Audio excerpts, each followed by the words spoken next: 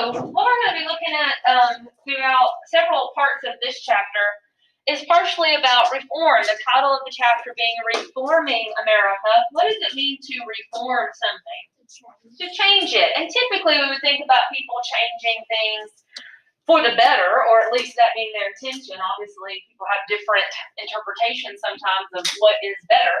But we're going to see a lot of movements taking place in the mid-19th century, so starting probably sometime about the 1830s, some of them moving into the 1840s and 50s, various groups to try to fix something that they saw as being wrong with society, or in some way making society better. Whether that was trying to make society more democratic, trying to make America more democratic, trying to bring those democratic institutions to more people, trying to improve the treatment and the conditions of some people perhaps that were marginalized in society, and even some people, some of those becoming political movements, demanding particular rights for certain marginalized groups, like women, for example. And all of these things I want us to keep in mind are still related to this concept of Jacksonian democracy. We talked about Jacksonian democracy more recently, and we said that Jacksonian democracy was this concept of what was happening to America, or what was happening in the political system. With Jacksonian democracy, how was American democracy transforming? Yes? In some ways, yes. What about like individual people?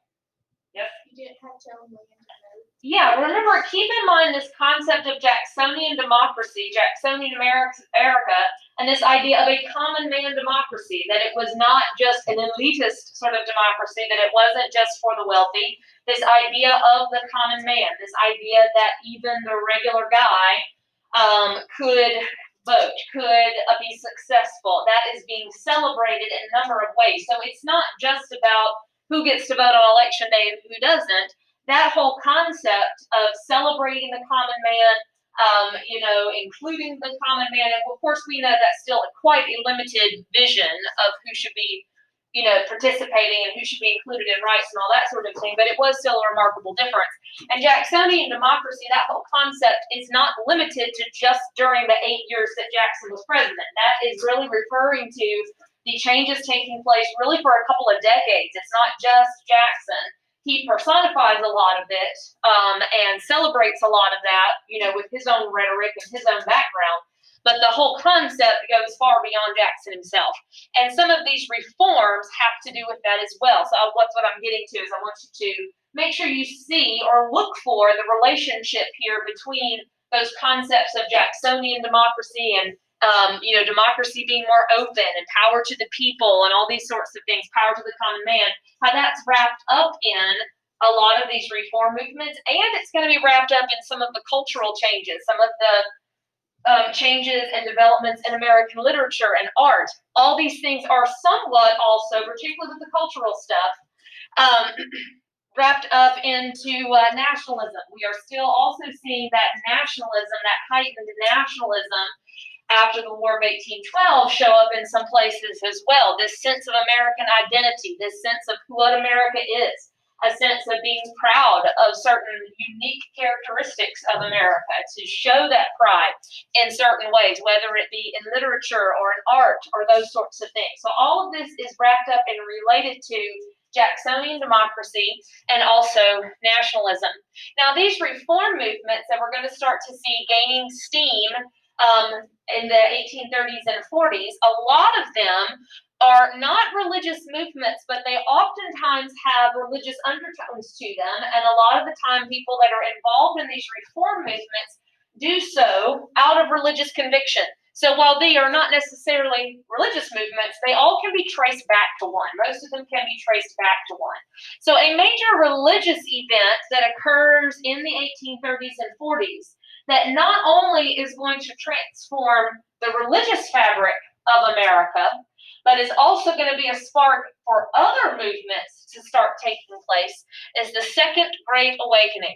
Now that should sound kind of familiar. Does that remind you of something we talked about before?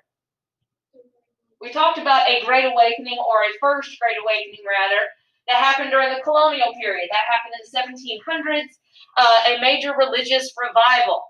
So here we have a second Great Awakening. So it is basically the same idea. So another religious revival. What does it mean to revive something? Bring it back, kind of bring it back to life, to revitalize, to renew. So just as the first Great Awakening was this movement, to revitalize religion, to encourage people to renew their religious commitment, to rededicate their lives to Christianity, to God, all of those things. The Second Great Awakening is basically the same general concept. However, the Second Great Awakening is actually much larger. This one actually goes on, or it takes place and affects an even larger amount of people and an even larger area. I mean, America is a lot bigger, obviously, by the 1830s than it was in the 1740s and 50s. So it's an even much larger movement that reaches even more people and starts to spread out over the United States. And it has, as well as similar, the basic concept of it is the same. It has some similar causes and it has some similar effects, but there are some things about it, of course, that make it a little bit different than the first one. The causes of the Second Great Awakening, again, are kind of similar to the first one. If you recall, the First Great Awakening, and this is true of a lot of, there are other religious awakenings, revivals throughout history, they're caused when people, feel like religion has declined. There was a concern among some people that Americans had fallen away from their religious past, that Americans were not as diligent and not as faithful as they had been. And it was true that church membership, particularly in some churches more than others, but church membership had been on the decline. This was something that as America spread out, as more people moved west, it might become more sparse, because people are moving out into rural communities where there may not have been a church or at least not one that met regularly and all those sorts of things.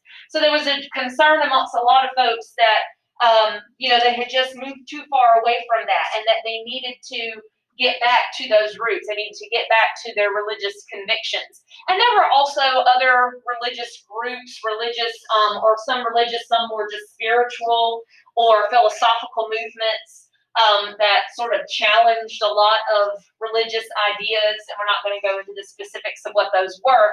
But sort of like how in the First Great Awakening you had the Enlightenment going on that was challenging a lot of religious doctrine, you had some kind of similar-ish thing going on here, was that you had some newer ideas that were challenging certain things, like challenging the divinity of Jesus and challenging the miracles in the Bible and all that sort of stuff. And so some people were concerned about those things. So it kind of creates a situation where you have this, people wanting to get back to the roots, as it were, starting in and having a lot of activity in New England and a lot of New England churches, but then spreading out to the frontier. A lot of the action of the Second Great Awakening occurs on the frontier. It occurs in the rural areas. It occurs way out in the country. People coming from miles and miles and miles around to listen to these sermons, outdoor sermons like this one that you see in this painting here. You can see it's out in the middle of nowhere, out in the trees. You see the tents in the back there, as people coming, just flocking to hear these preachers preach and so forth. Some of them becoming more famous than others, traveling around the country. So they're, again, like in the First Great Awakening, a lot of them itinerant preachers that travel a circuit, preaching in different towns and different areas. But this really had a lot of activity out on the frontier, which is a little bit different. That was true of the Second Great Awakening, but the First Great Awakening, but this time it's particularly noticeable. Hello? Yes. Okay. Now, as far as the message of the Second Great Awakening, and this will connect to some of its results, because there's kind of there's lots of different messages. Obviously, different preachers were saying different things. But if we could pinpoint some sort of common thread, sort of a common notion amongst the Second Great Awakening, it is a call to do good things, a call to do good work. that faith alone wasn't enough. That being faithful and going to church and all those things, that was not enough, that you needed to go out and do. There is a very big emphasis on an active faith that promotes a very active faith. That you had to demonstrate that, or you had to bring that to others by, attacking the things, fixing the things that weren't Christian in society, that did not coincide with biblical principles, that were not in line with that. So there's a big emphasis on action. It is also a message, just like the First Great Awakening, a message of equality in a sense. In the First Great Awakening, those ministers challenged the idea that only certain people could achieve salvation. What did they instead argue? Everyone. Everybody could obtain salvation. And the same thing is true in the Second Great Awakening. They are emphasizes that salvation is not just for a select few, but it is open to all. And it doesn't matter if you are rich, it doesn't matter if you're poor, it doesn't matter if you're a man, a woman, race, social status, none of those things matter.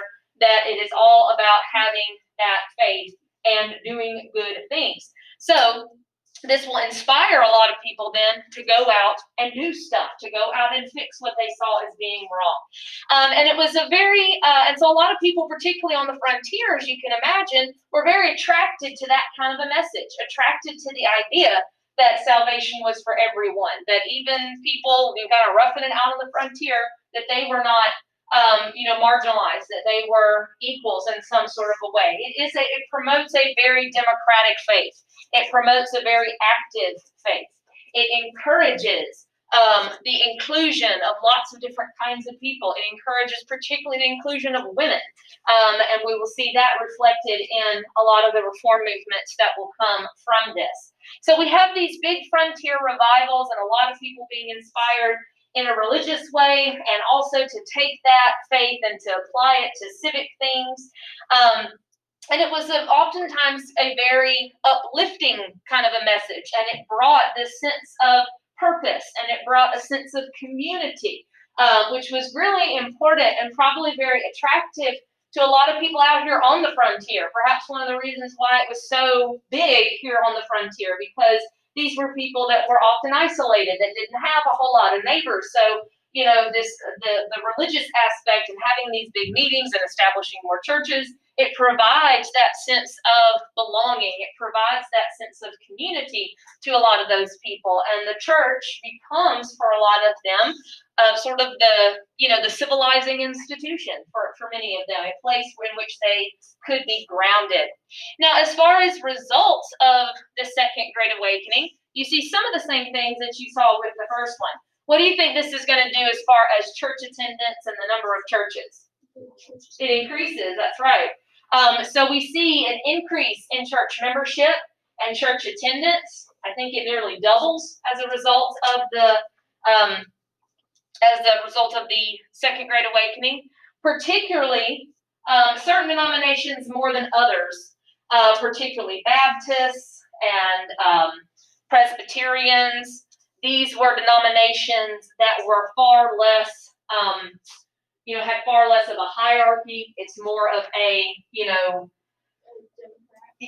more of a democratic kind of a structure as far as the churches are structured, the congregation having control, not having a powerful clergy, being less affiliated or less associated with, strict dogma and all that kind of stuff.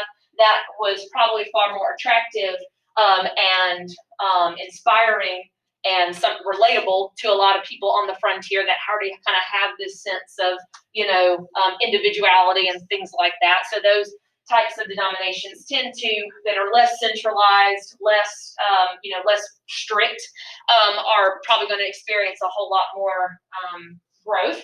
And it also, as well as more churches and all those things, a big result that comes out of the Second Great Awakening is it becomes the catalyst, means like the spark, for numerous reform movements. I've already mentioned that this is going to be a time of big attempts and a lot of different groups, individuals, societies, states, whatever, attempting to reform society in a lot of different ways.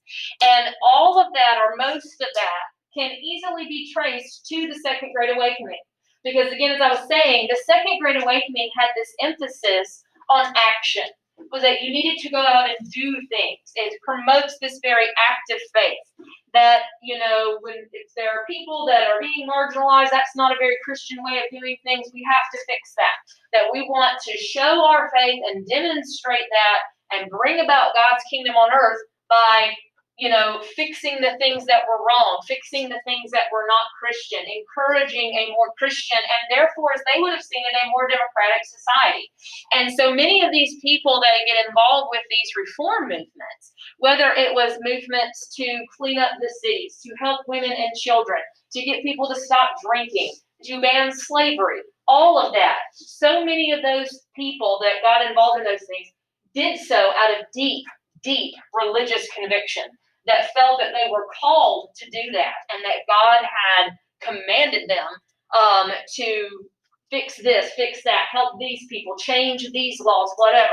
It certainly isn't true of every single one, but one thing you'll notice through many of these reform movements as we look at them is how so many of them have religion woven into them. And they are, feel that it is their calling, not just as people, but as Christians, to go out into the world and find the things that were wrong and try to correct it. So a lot of those reform movements, it's in some ways, in some movements, it's easier to see than others, but particularly with the abolition movement we'll be talking about, a lot of those abolitionists, were very deeply religiously convicted and felt it a moral obligation, a religious obligation to go out and do the things that they were doing. Now, there are, the growth of existing churches, Baptist, Methodist, Presbyterians, those are all denominations that had existed. There are also lots of new churches and different groups that pop up out of the Second Great Awakening, just like there were new groups that popped up out of the first one, a lot of which are very small. Probably the most significant new religious movement, new religious denomination that is a product of the Second Great Awakening is the Mormon Church, which was founded in the 1840s by Joseph Smith. So this is a product of the Second Great Awakening, one of the more unusual ones. But not only does it have an effect just on the religious fabric of America, but even a little bit on westward expansion, which we'll get to in a second. So Joseph Smith started the Mormon Church in the 1840s. Now, as far as the theology and all that kind of stuff, you don't need to be concerned with that. But he claims to have been visited by an angel that tells him where to go to find these golden plates and interprets them and publishes that or writes that into what becomes called the Book of Mormon, and argues or suggests that it is another gospel, basically, a story of Christ visiting Native Americans and that whole story. And he gets thousands of followers and people kind of inspired by, there were some aspects of the Mormon faith that some people might have found particularly comforting. It's a very optimistic kind of a faith. It is far less steeped in, some of the, certainly not all, but some, denominations, particularly like the ones that have evolved out of, Puritanism, emphasize, human sin and that humans are inherently bad and, all these kind of things. You have to save yourself from that eternal sin. You're always trying to get out of it. Mormon theology, emphasize the good of humans, that people were ultimately good. It's a far more positive kind of theology that some people might have found inspiring or helpful. So he gathers thousands of followers. It appeals to a lot of people that maybe did not jive with that whole idea of sin and all those sorts of things.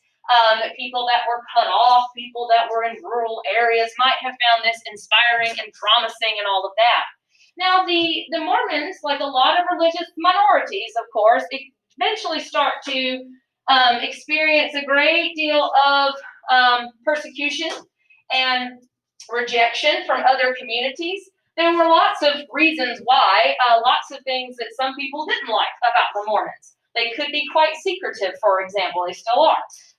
They don't allow anyone inside their temples. They do not go around talking about their particular practices and rituals. All that stuff is considered very, very private. And so a lot of people, saw that as suspicious. Why were they so secretive and all that? There was a sense of righteousness, a sense that they were right and nobody else was correct. They were very, very close-knit communities. It was very much all wrapped up into their whole kind of society and way of living. But probably the thing that gets them in the most trouble, that probably gets them persecuted the most, and this causes division within the Mormon church itself, not just between Mormons and the outside communities. And that was their belief and practice of polygamy. What is polygamy? Having more than one wife.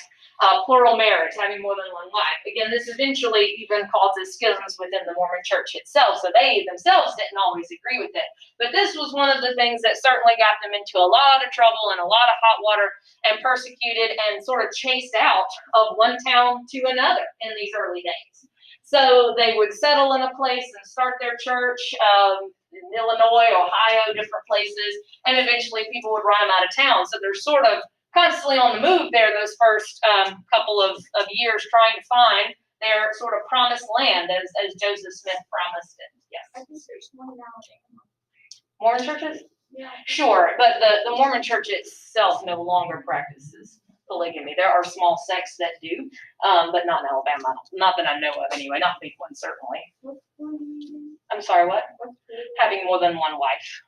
Yes, there are Mormon churches in Alabama. There's not too many around here. There are some in Lee County. There's one in Auburn. You go to bigger cities, you'll see more of them, but they're certainly not huge in Alabama, but there's plenty. Okay, so this gets them in a lot of trouble. Other things that get them in some trouble, the Mormons were very pacifist, sort of nonviolent sort of people, but they also sometimes refuse to abide by local laws, claiming that their way of living and their laws were the higher authority, and therefore refusing to acknowledge the local governments, refusing to acknowledge authority of local governments and all of that. Not like, don't think of them as running around like a bunch of anarchists, not like that, but they would still argue that that government wasn't particularly legitimate, denying legitimacy even of the Constitution. And so that was concerning to a lot of people as well. So the Mormons, moving around place to place, trying to kind of find their homeland, all of this disruption and all of this, eventually becomes violent, resulting in Joseph Smith actually being killed by a mob getting where I want to say it was in Missouri, so that could be wrong. He attacked like a local, or not attacked, like fought, but verbally attacked a newspaper reporter, I think it was, that said things about him or other way around, and they arrested him. But then a mob broke into the jail and shot him as he tried to escape. So when Joseph Smith is killed, this person, Brigham Young, takes over leadership of the Mormons. So he becomes the leader of the Mormon church upon Joseph Smith's death.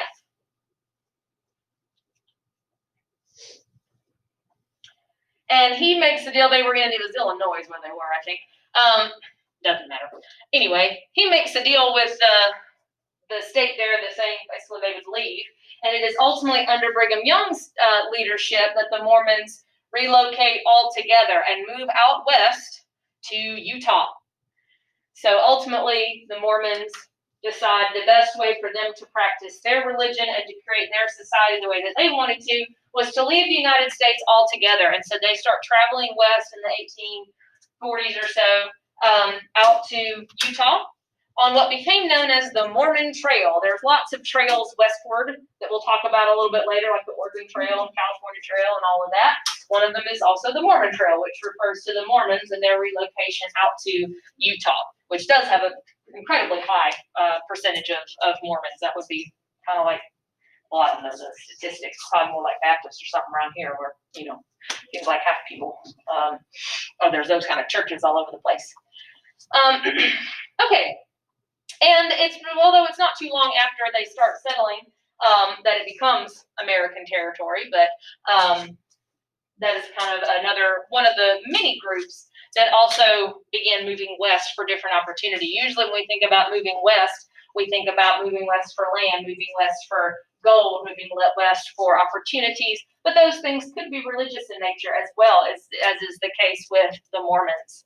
Now, there are lots of reformers, as I've mentioned, that are trying to reform specific parts of society, whether they were trying to reform, people's behavior, or slavery, or women's rights, or different all sorts of things, factory workers and things like that. But there were also more extreme groups that thought it better not to try to just fix this and fix that, but to transform society as a whole.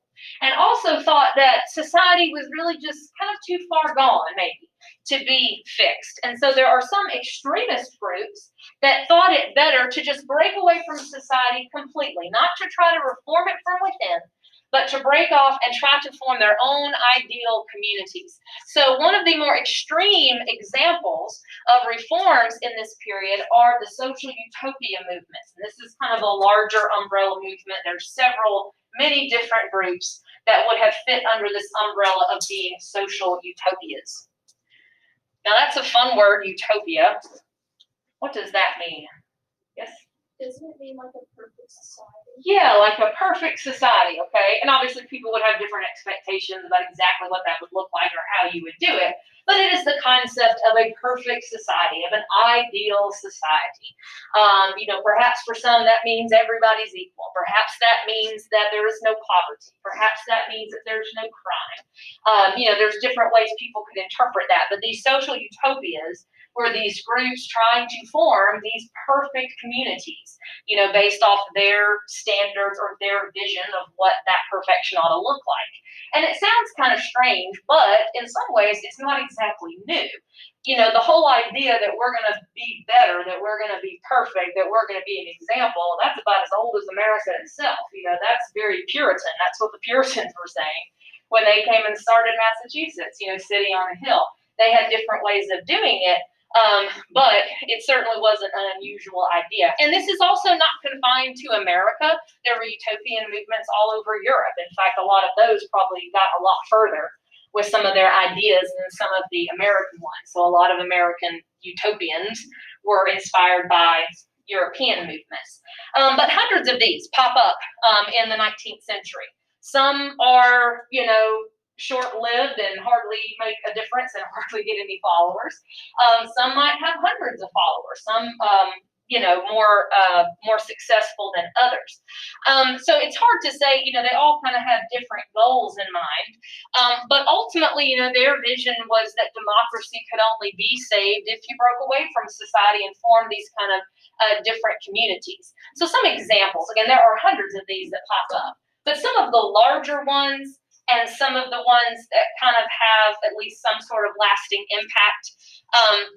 The Shakers are probably if you had to pick one that probably has some kind of a lasting impact, the Shakers are probably one. The Shakers are still around. There's not too many of them left.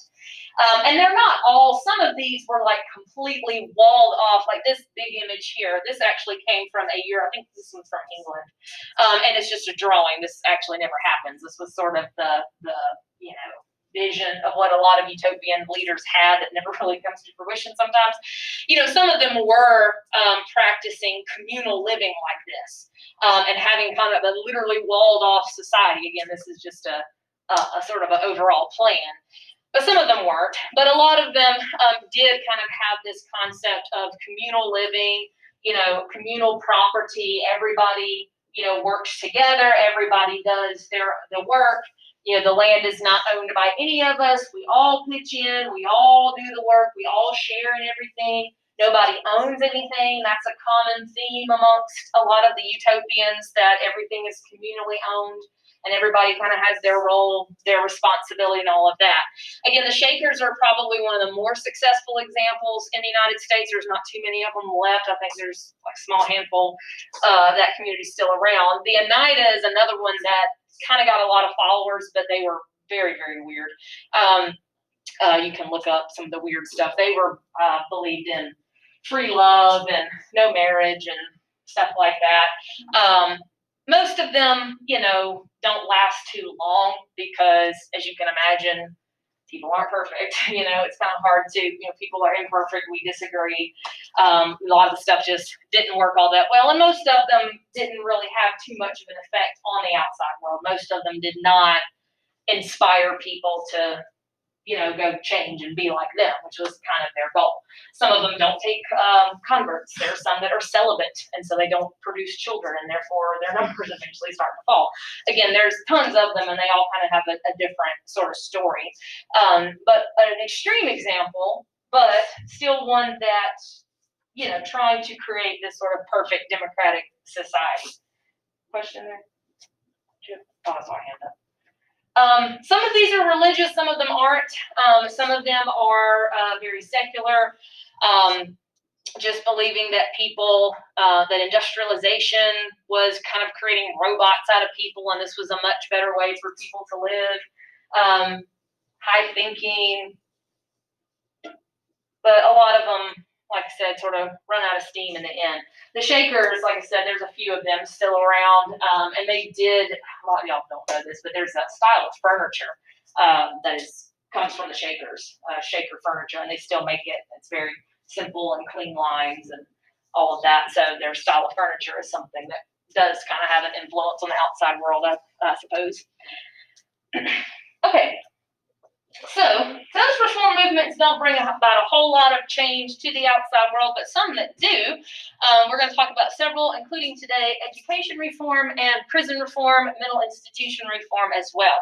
So, one of the things you'll notice, or I want you to notice about a lot of these reform movements, is the inclusion of women. Is that a lot of these reformers, or people involved in them, were female. The Second Great Awakening was very inclusive of women. Again, that was part of the message of the Second Great Awakening, was that salvation was open to everyone, and it did not matter your gender. And a lot of women were inspired by that, and a lot of women felt it their role or their duty as women to be a part of these changes and to seek these changes, and that perhaps even as women, that their role, because women were supposedly more nurturing and more motherly, that made them better suited, to attack some of these problems in society. So we'll notice a lot of women throughout all these reform movements, and keep that in mind, because that will soon cause those women to say, and what about us? To say, we can fight for the rights of others, but what about ourselves? And so we'll see the birth of the women's rights movement from all of this as well. But one such female reformer was Dorothea Dix. Dorothea Dix was heavily involved in the movement to reform prisons and mental institutions. So prison reform and mental institutions. What do you think prisons were like in the early 19th century? What? Cruel. What would you think was cruel? Yes. Bad living conditions. Terrible living conditions.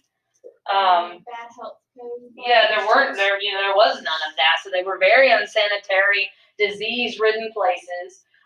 Sometimes hundreds of prisoners just sort of locked together in one room. Lots of abuse. Lots of abuse, beating, starving. There were, just basically in a dank cellar somewhere.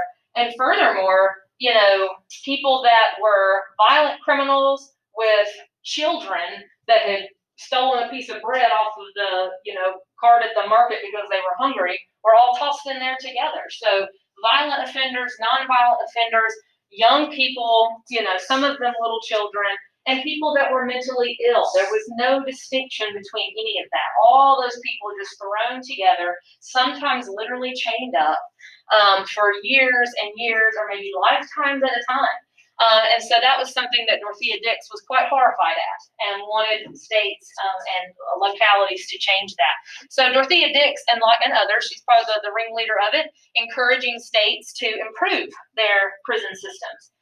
For one thing, to better fund prisons, to make them something where there was some money behind it, to make better prisons that would be more humane, for more humane treatment, for a prison that is clean, where people get adequate meals, where people have opportunities to even improve themselves. What we will see as a result of this is the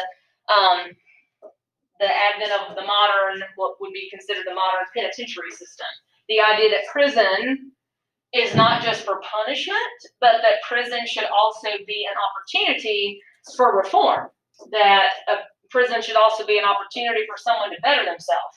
So they should have an opportunity to not only get fresh air and exercise, but maybe to, learn to read or something like that, and to be rehabilitated. That it wasn't just about punishing somebody, but it was about giving someone a chance in certain cases to be rehabilitated so that they could be a productive member of society. So when they got out of prison, they would not go back to the same ways, that they wouldn't be drawn back into a life of crime and all that. That's particularly true of juvenile offenders. So not only will you see states starting to put more money into prisons and starting to make them more humane and having basic necessities, but the idea of housing prisoners differently, of people that were more violent criminals being in certain parts, of having separate juvenile facilities and having separate laws even to apply to young offenders. So they would not be in prison for the rest of their life.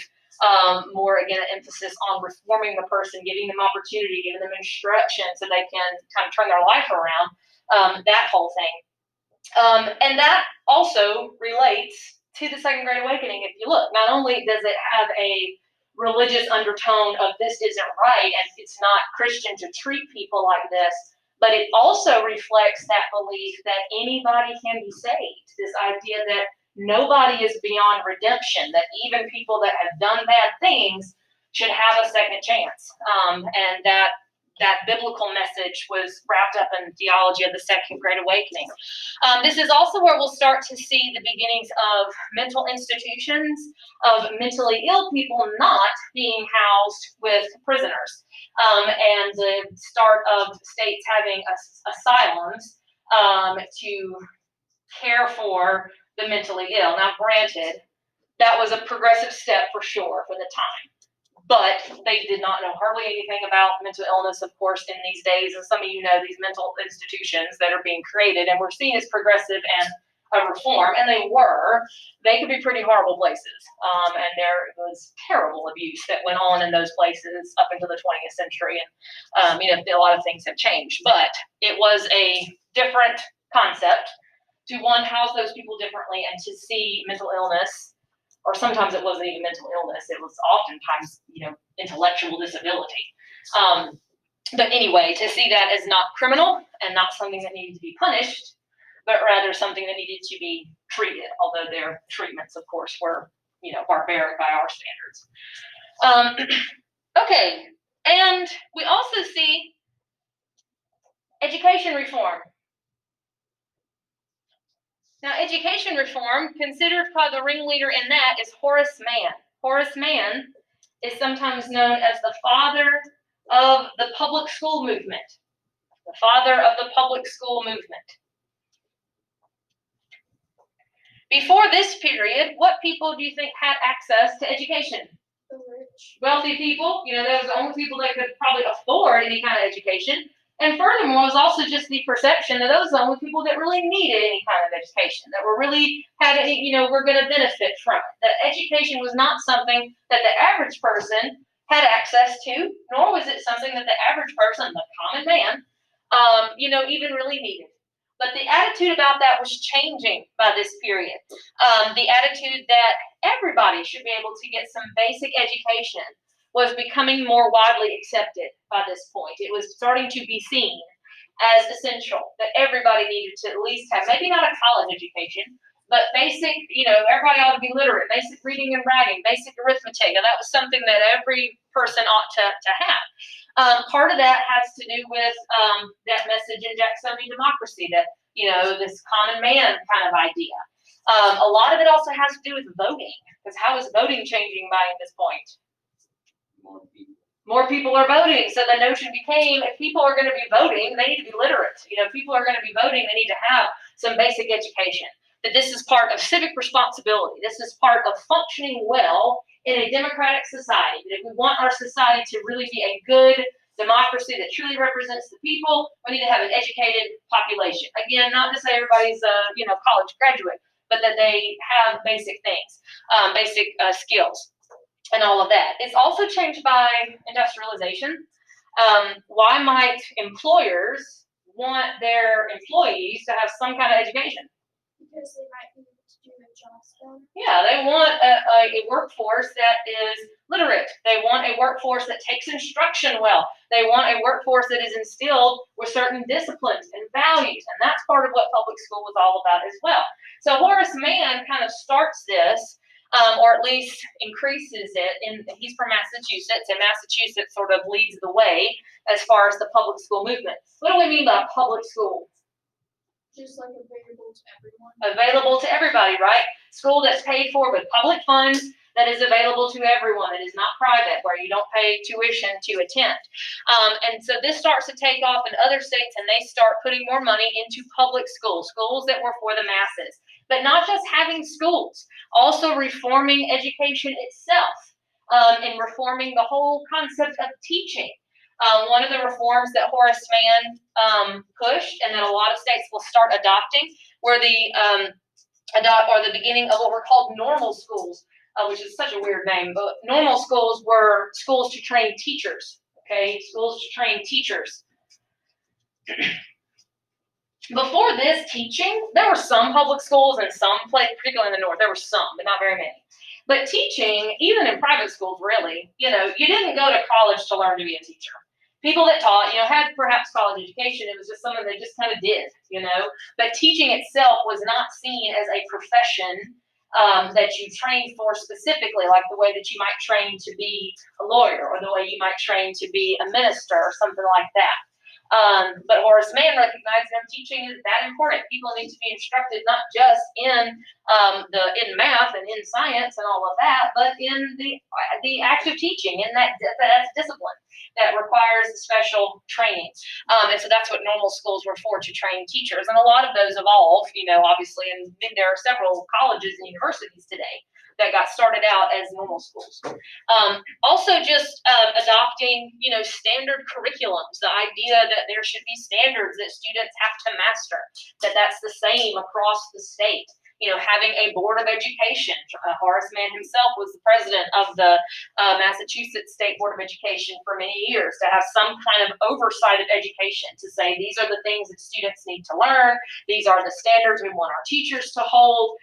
Even adopting standardized textbooks and the creation of textbooks that were designed for teaching children the basics of reading and writing and arithmetic and all that sort of stuff.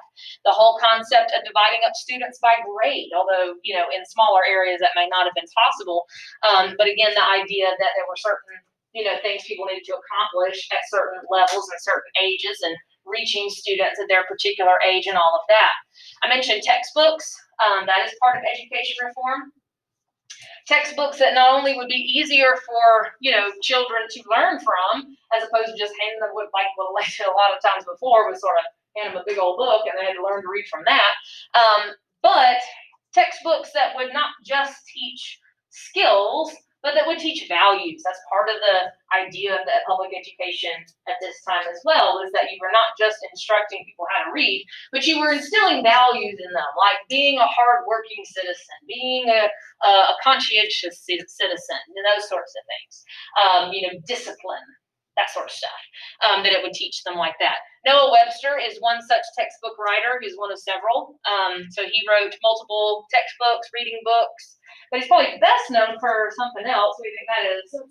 Webster's Dictionary.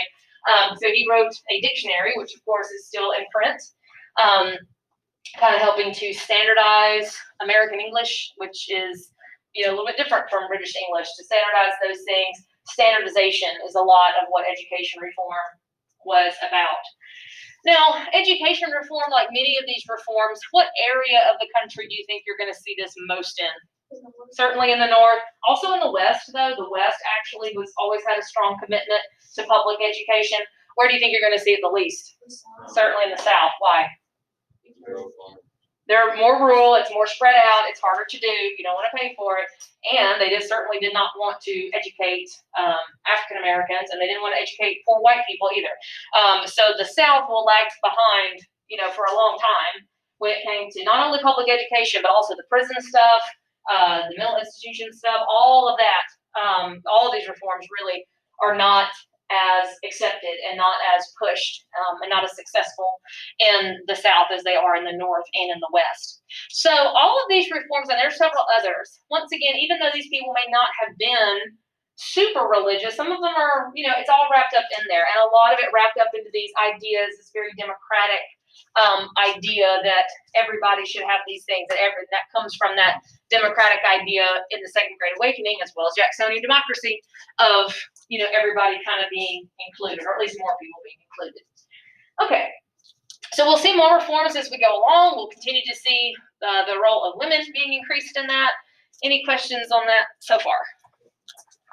Okay, so what we're going to do now is take a look at the cultural stuff. Hold on just a second. You can go ahead and be getting out devices, or grab a Chromebook if you need one.